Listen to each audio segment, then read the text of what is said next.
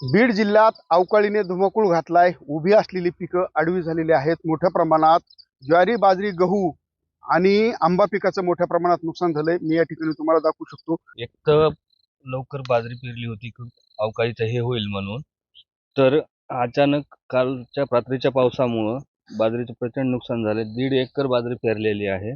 या पावसामुळं, अवकाळीच्या पावसामुळं त्या कणसाचे एकदम हे होणार आहे. आता लवकर आज जर पाऊस उघडला तर चांगलं होईल, नाही तर आमच्याला कोंब फुटतील, चव, नुकसान, त्याचा कलर बदलणार आहे, परत ह्याला भाव पण व्यवस्थित भेटणार नाहीये. आता काल रात्री अचानक पाऊस झाला, पण आज आम्ही सकाळपासून पाहणी करत आहोत.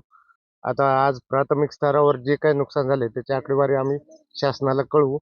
शासनाकडून ज्यावेळेस आदेश प्राप्त होतील त्यावेळेस पुढली प्रक्रिया करून शेतकऱ्याला जे काही म्हणजे त्यांचं नुकसान झालंय त्याच्यात काही ना काही तरी त्यांना नुकसान भरपाई मिळवून देण्याची आम्ही ग्राम महसूल अधिकारी आणि आम्ही तिघं मिळून हे ठरवणार की बाबा ह्याची नुकसानाची टक्केवारी आणि त्याच्यावरून त्यांना जे शासन ठरवून देईल त्याप्रमाणे त्यांना एकूणच आता शेतकऱ्यांना प्रशासन कशा पद्धतीनं आधार देत आहे हे देखील पाहणं तितकंच महत्वाचं ठरणार आहे. रस्तावरे, लोकशाही मराठी, वरवटी, बीड.